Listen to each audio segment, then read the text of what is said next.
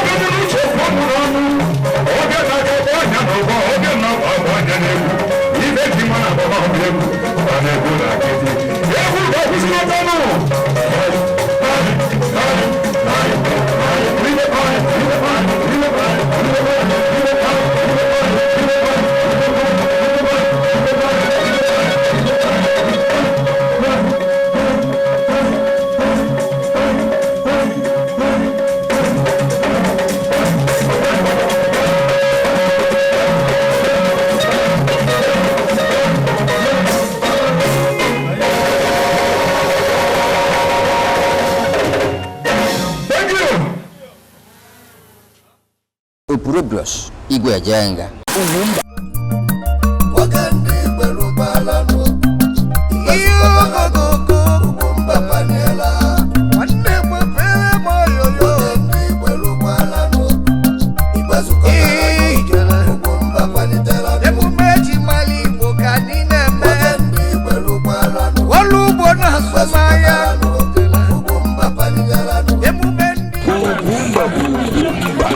Mwa bo Sofia nwezigbo nwokori na asịgị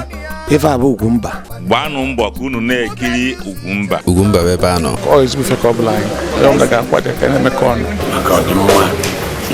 ndị Igbo na-agbata mbọ Chukwu kesịrị ha ike oge Ugwumba luo ya na Ugwumba ugwu a na-akwa eri Igbo ihe eji ama mmadụ bụ ihe ewu cheregodi ka emechi Ugwumba Epurobios Igwe Ejenga